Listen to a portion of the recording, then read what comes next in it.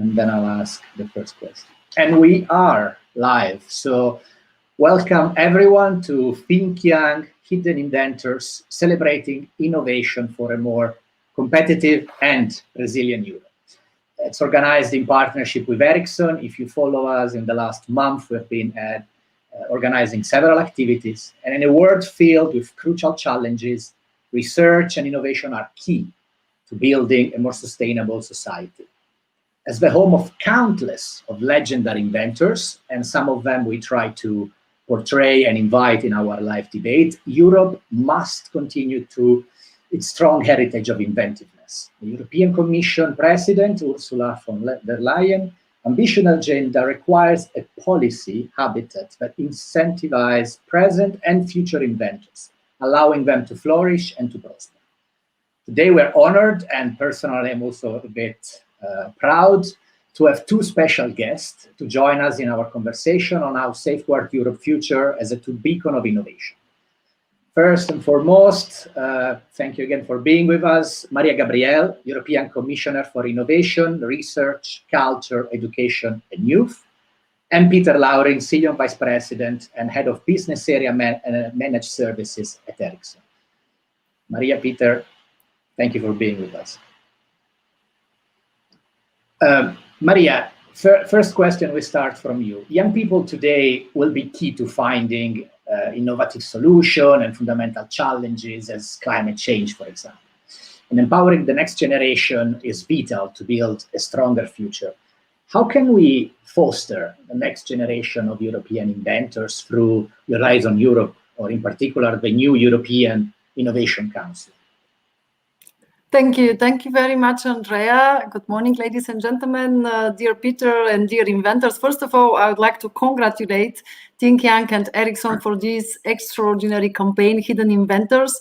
I would like to say that you have my firm support in this intention to continue to create awareness in Europe about the excellent innovators and inventors that we have. And on my side, that's my first thought, that now as European Commission, as European Union, what is important for us is to show that for the next generation of European inventors, Europe is their home. That means that we need to create ecosystems that are fit for purpose. That means that young innovators should really feel our support in a critical moment where they will transform their ideas into a product, they will create a market. And that's why, first example, it's our European Innovation Council. I think that now we have a very good instrument in order to help young innovators, young startups in this critical phase where they need network, they need funding, and they need to scale up. Second thing, I would like here to underline the important role of universities. And actually, we have a new 41 European University Alliances. Remember, we are trying to change our approach. We would like to have universities that they are working on challenge-based approach, where since the beginning, inventors, private companies, universities, and civil society are working together. And I know that we already have some of our European University Alliances working exactly on that to promote our European innovators. So I can only invite to join you. Final example, European Institute of Innovation and Technologies. If there is something unique with the European Innovation and Technology Institute, is that we are working on decentralized approach, and it's an extraordinary community where education, innovation, research, and private companies are together forming a huge community. And actually, I think that it's a very, very good example how we can continue to promote our young people. Thank you very much, Mariya, and thank you also for sticking to the 2 minutes per reply kind of rule. That's very much appreciated. Let's see if Peter can do the same. Peter, what are your thoughts on how we can foster the next generation of European inventors? And in 2 minutes to say that will be a challenge. But first of all, I would like to thank Mariya Gabriela for taking the time, and also for you, Andrea, and Think Young organization to foster this, because this is a topic that is very close to the Ericsson heart. We're a company that is based in Europe. We have our roots in Europe. We've been around in Europe for 140 years, and our DNA is all about innovation. So I think there's three things we can do. One is communication. And I think, Andrea, what you and the organization is doing in this Hidden Inventors campaign is part of that, right? Bring not only the innovations, but actually the innovators behind the innovations to life. Inspire young people to take the route of innovation. Dare to take that leap of faith of what they believe is good. And that could be in a certain field or a certain idea. It could be entrepreneurs in small, medium enterprises or in large corporations. It could be both. Then I think secondly, is about policies. I think, Mariya, you mentioned it's so important now to have the right policies, if it's educations for digital, if it's for startups and for funding, or it is for patent and IPR rights, right? How do we secure that these patents are safe so that we can get money out of them and then with that actually get more funding for coming ideas, right? And then last but not least, coming from Ericsson, I need to mention 5G. I think 5G, that foundation cannot be underestimated. The foundation that 5G, that infrastructure, that plumbing, you could say, is the base for so much innovation on top. And this could be super exciting. So I hope I stayed within the 2 minutes, but those very much. My you are extremely well behaved so far. Well, Peter, you mentioned innovation, and I guess now we get a bit into emerging technologies and importance, and also education, no? And Mariya, we're seeing a rapid deployment of advanced technologies such as AI, quantum computer, biotech, energy, nanotech. There are plenty of them, and all of them have the power to advance economies, to solve key issues. How can the EU increase its influence in this area to ensure to connect breakthrough research and new technologies to the market for achieving disruptive innovation? And what is the role of the Horizon Europe and the EIC that will play to facilitate this? What can you tell us, Mariya, a bit about this? Well, how to increase our influence? For me, there is at least 3 key elements. By investing in our talents, by using our experience and our strengths in order to affirm a European leadership in strategic area, thinking about strategic autonomy, and by coordinating our answer at European level, because there is no one member state that can tackle these challenges alone. So first, for me, what is really important that we continue at European level via Horizon Europe program with the European Innovation Council to invest. When we talk about artificial intelligence, when we talk about 5G, and especially with industrial databases, because I'm always saying that maybe we lost the battle with the personal data, but with industrial data, it's our potential to affirm a real worldwide leadership. When we talk about artificial intelligence, when I'm saying that it's important to use our strengths, it's always to underline that as Europe, we have an added value of our approach on artificial intelligence, because we have ethical principles, we have fundamental principles, and we have this human on command approach. So I think that it's up to Europe to continue to be very strong in this, in the defense of these principles. Second, we need, of course, to continue to invest in quantum. Quantum is the next promising technologies, is key, and I'm very glad to say that here we are the first global player, because since 2019, we created a research program on quantum information processing and communication. And actually, we have more than 2,000 scientists and industrials that are working together, and will continue to support this. Talking about autonomous European clouds, another important topic that we can really now, we should now do something more in order to guarantee that European companies have their industrial data which are not subject to any third country law and will be protected against external cyber interference. So I'm very glad that with Horizon Europe program, we'll continue to affirm this, and with our private partner partnerships with the third pillar, the European Innovation Council, we'll definitely here continue to affirm our strong European leadership in these key areas. We don't need to be a leader in all areas, but in some of the strategic areas, we have talents, we have experience, we have now coordinated actions at European level, and that's a very good pace. Thank you, Mariya. And you mentioned partnership, and you mentioned public and private partnership. And Peter, I discovered that Ericsson and UNESCO actually recently launched a partnership on school connectivity. Can you give us a bit of a hint or details of what is that, and what's in your mind the value of such initiative or similar initiatives? And can it perhaps serve as an inspiration for the EU going forward, this public-private partnership and what you guys are doing with UNESCO? Right. No, I think the pandemic is affecting us in so many different ways.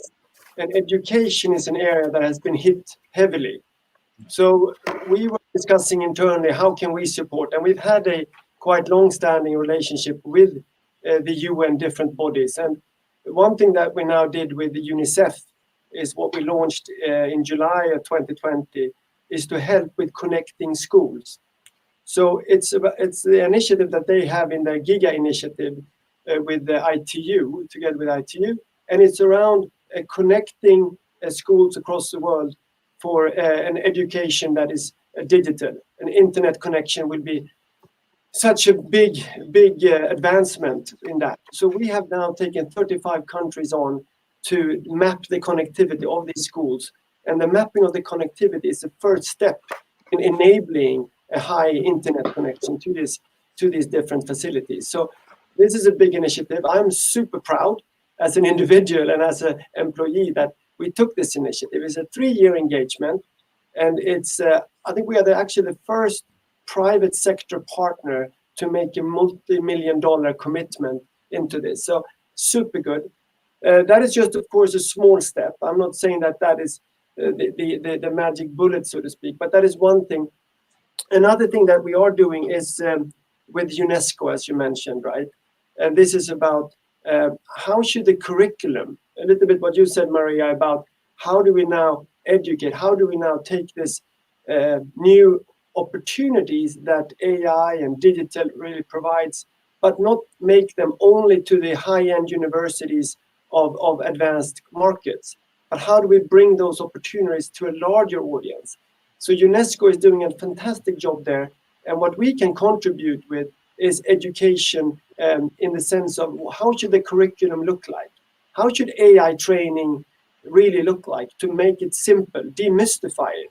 It might not be about Python coding, it might be about just putting different pieces together, or it might be Python coding, but all of it, right? It's to simplify it, to make it real, and then to target different audiences from, I think we're targeting as young as 5-year-old all the way up to university level.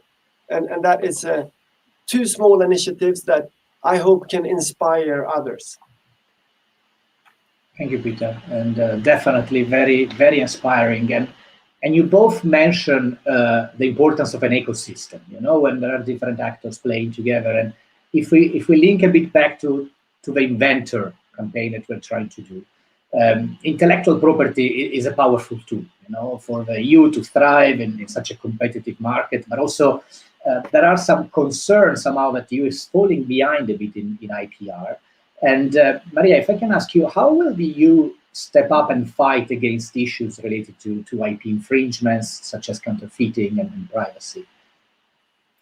Well, thank you very much, Andrea. First, creating an ecosystem where knowledge in general and intellectual property in particular can be shared, and at the same time we can definitely minimize and avoid some risks such as piracy or counterfeiting is crucial to our ability to encourage innovation and promote European innovators and growth. And that's why, for me, what is important is first that in our recent publication of the European research area, we paid a lot of attention to this, because in this new communication with the new European research area, we would like to strengthen the innovation ecosystems for knowledge circulation and valorization.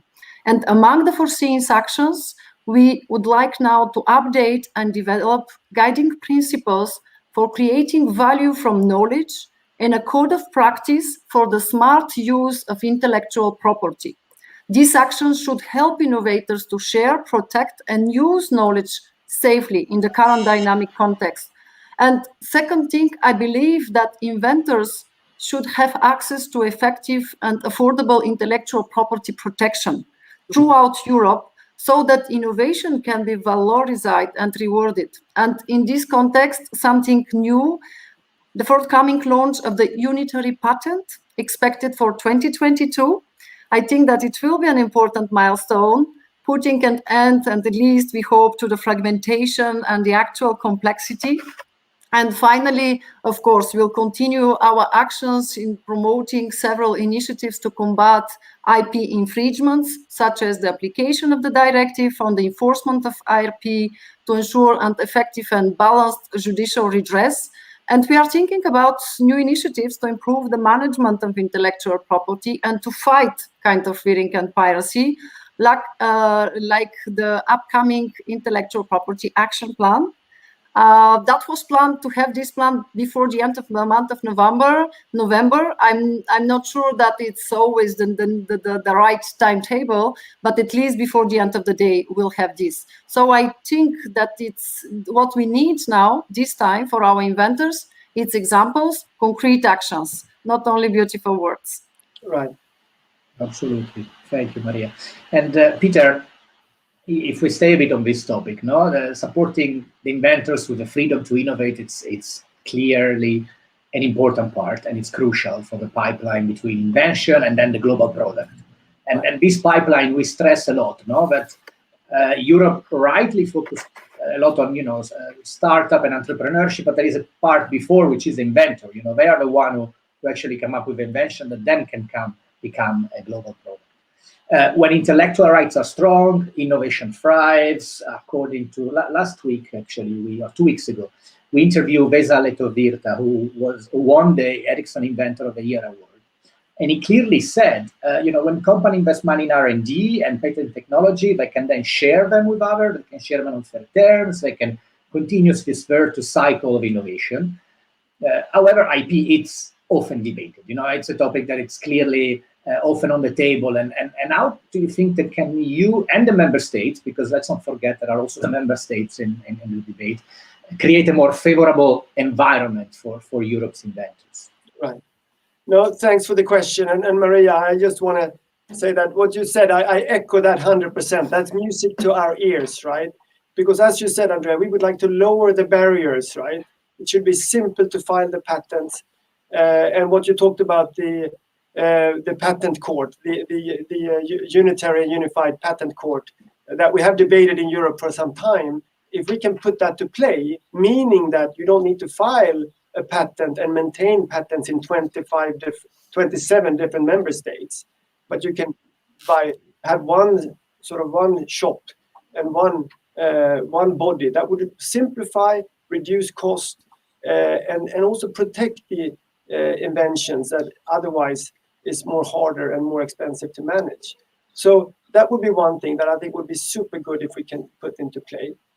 And then we have to say also, I'm very positive to the European Union and the fantastic single market that we have. And if we look back, this is one area that we have done a lot of things right, I believe. We have a strong IPR foundation that has secured a lot of the technology innovations for a number of years. And just talking about Ericsson, we have 45,000 patents that we file across the globe. But this is our DNA. This is what we do. Innovation is part of the company's journey.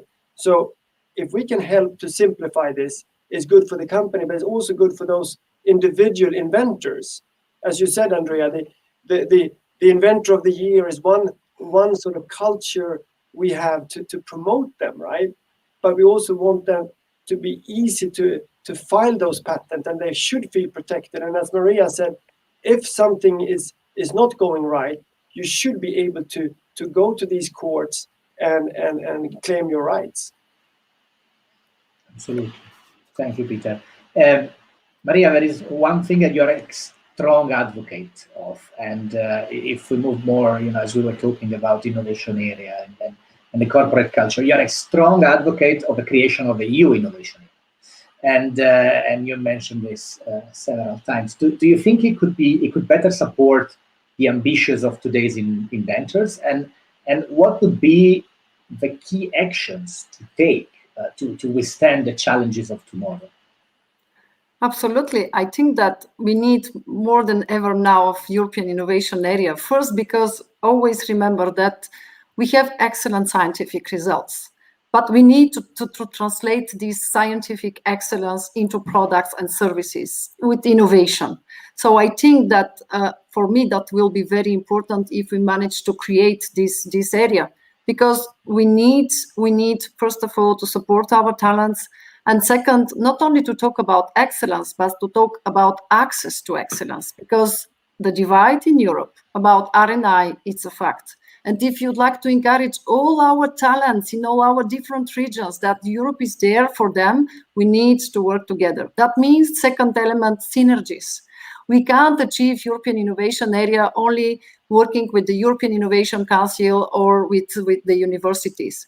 We need to think about knowledge square. That means how we can build paths from education to innovation, from research to innovation, and all this with a service to the society. I think that today our citizens are asking for that, to see what are the concrete implementation of these extraordinary ideas that we have.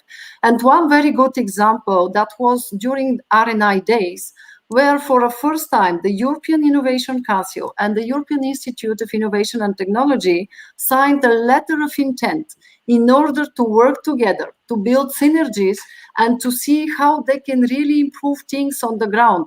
I'm thinking we have the European Institute of Innovation and Technology. Why not for them to identify promising inventors, promising companies, and after, with the funding of 10 billion for the next period that we have with the European Innovation Council, it's up to European Innovation Council to help them to scale up, to be there in this critical phase where we know that banks are not taking risk, or they need very rapidly to see their idea transformed into products and markets. So I think that that's one of the main things that we have to do. That means that with Horizon Europe, we should continue to work about innovation ecosystems. I'm very glad that in the next program, that's one of the main axes.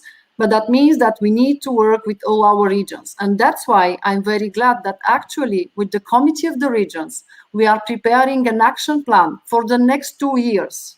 We need to be very adequate, and where we are with our regions, we'll see how more adequately with European funding to help our inventors at the regional level. Because by essence, innovation is something very, very closely linked to the local dimension. But that's not the case for all our regions and for all our member states. And we need really to help them to unlock the potential of all these innovation valleys that we have in Europe. Thank you, Mariya. And I think we mentioned it several times also. I think we cannot, we should always stress more and more the link with the regional. I think it's very, very important what you're saying. And thank you, because it sounds like a very ambitious plan, and we can only strongly support and hope you guys, you make it real. And we trust you guys are doing it. And this is extremely important for you. Thank you very much. And Peter, if I can come back to you, you guys at Ericsson, keep bringing opportunities for enhanced learning, and accelerated innovation, and learning and innovation, they go hands in hands. How do you promote inventiveness? How do you promote initiative? How do you promote risk-taking, even as a part of a big corporate culture? How do you make sure that there is always this risk-taking feeling? And if you could give some advice, because I believe that's also part of your job, how do you, some advice for organizations who want to empower their people to embrace their creative potential, and definitely, all ears, both from the side of thinking and also, I would say, from the Commission side, always good to have a creative potential that should be enabled in big and small organizations. Right. And I think also what Mariya said is so true when it comes to innovation. Where does it happen? Does it happen in the shower, so to speak? Does it happen at universities? Or does it happen in large corporations, small corporations, right? The fact is that it happens all over. And it's not linked to certain pockets of we have smart people in university. That's a huge opportunity that we need to leverage, and we need to connect that so that 1 + 1 is more than 2 all across Europe, right? That is, of course, a given, but then also given the chance for people in different functions in a large company, as well as young entrepreneurs to bring their ideas up. And we've tried to foster this, because now we're talking about 5G, but when we get older, we're going to talk about 6G or maybe 7G or 8G. What do I know? And how do we then foster this? Because these are big bets. Many of these large inventions are big bets, needs a lot of R&D investments for a long period of time. And it's not one innovation, it's multiple innovations. So what we're trying to do there is to take two tracks. One is the internal track, which is Innovator of the Year. Really recognizing those heroes, those local employees. And this should be as diversified as possible. It doesn't matter what nationality, what gender, what race, what beliefs, what sexual orientation. Try to make it as diverse as possible. That's one track, right? That always fosters good innovation for the long run. And then the second one is an external initiative, the Ericsson Awards, where we try to work with universities and young entrepreneurs, or entrepreneurs, period, I should say, young or old, mostly young in spirit. But the thing is then, how can we support? How can we provide, Andrea, if you were that inventor, how can we put maybe two experts of programming code right next to you to make that idea, make an MVP, make a sort of a small minimum product and test that one, right? So that's what we do. And then, of course, we work with the universities. That's really our vehicle in many ways to foster innovation. Thank you, Peter. And definitely can only stress the importance of diversity when it comes to innovation, and every word you said in this. And absolutely, I mean, entrepreneurs, there's no young or old, it's just the mindset, you know, the risk taking and the approach and trying to make things different and a bit out of the box. That I guess it's what the spirit should come, and it can come at any age. And there are plenty of very famous, successful in the history entrepreneurs who started when they were 50 or 60. So there's definitely no age. And we're getting towards the closing on this. And Mariya, in your previous answer, you told us about a couple of ambition, which again, extremely important. There is one part, if we follow the ambition, which is a EU new funding program for research and development, Horizon Europe. And it proposed that it will tackle pressing challenges and foster advances in digital technologies with a proposed budget of 100 billion euros. And especially in the light of what's happening with the pandemic and COVID-19 recovery, what policies will the EU pursue to encourage innovation, ensure the funding is most effective? What do you think is the best way to do this? Well, first, I think that we need a common European approach. We need synergies and complementarity between different resources.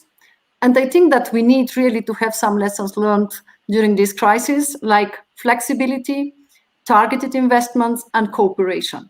So that means for the first time for me in Horizon Europe, it's very important to build synergies. When we talk about innovation, it's not only with the European Innovation Council or innovation ecosystems. I see innovation in our frontier research with the European Research Council, because no one knows what will be the next great ideas for the next 10 years. And some of them are here because that was a support for frontier research years ago.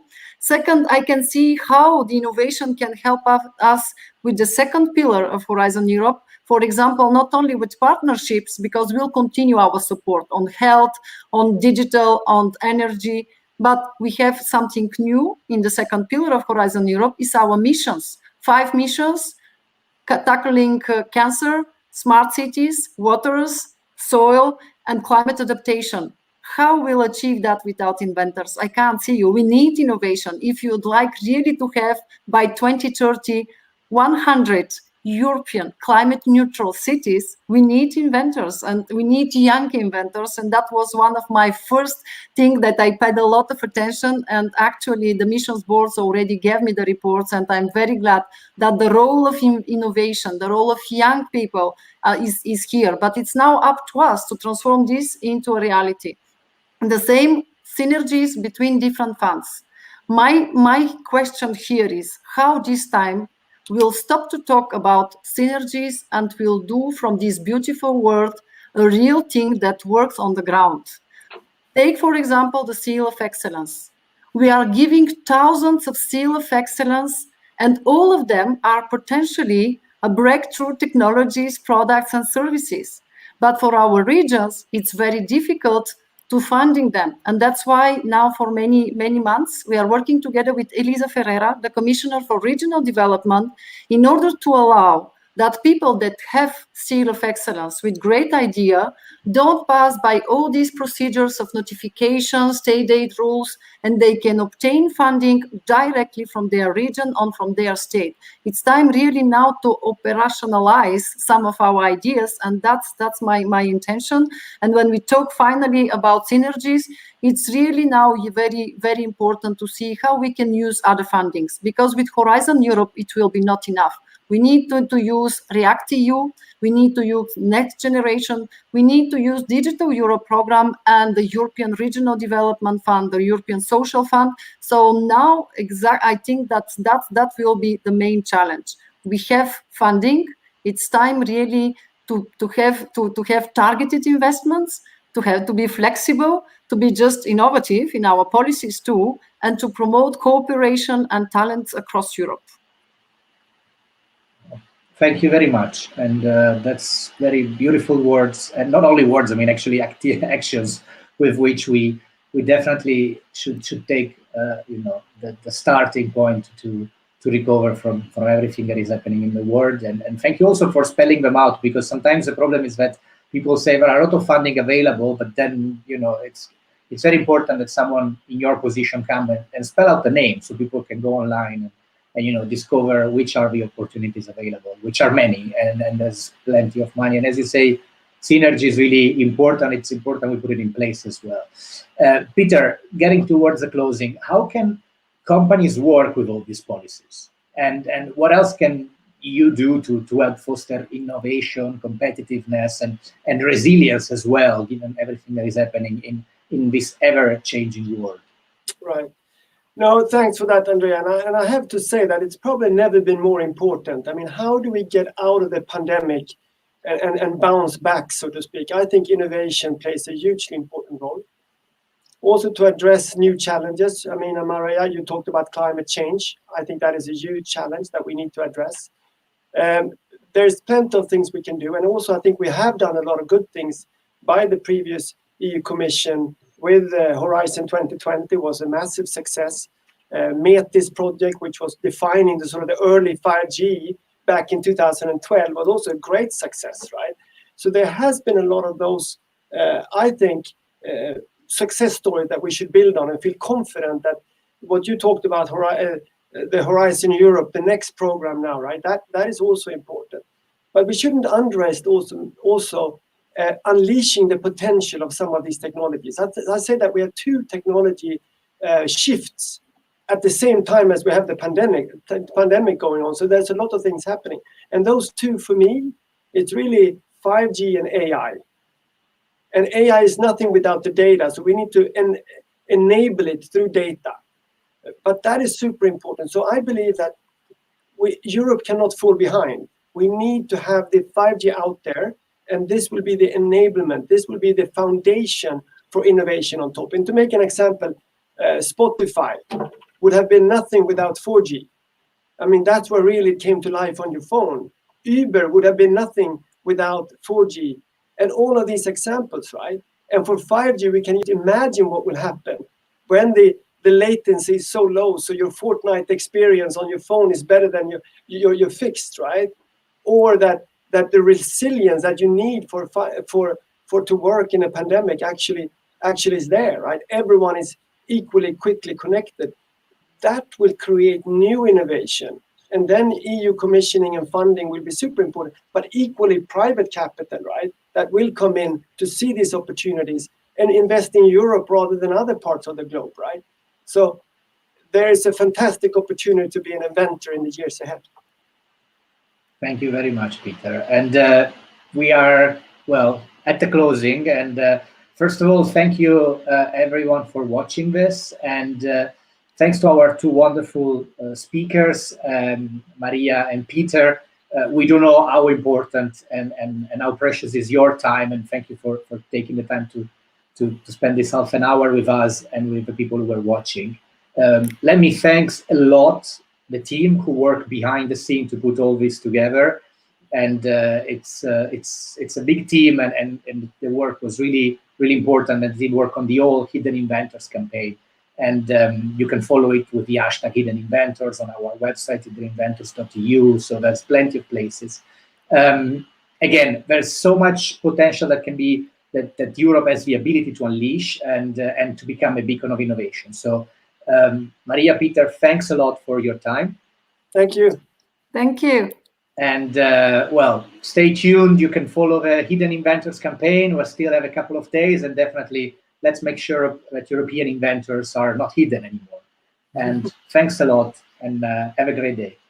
Thank you, Mariya. Thank you, Andrea. Thank you. Thank you, Peter. Thank you, Andrea. Have a nice day. Thank you.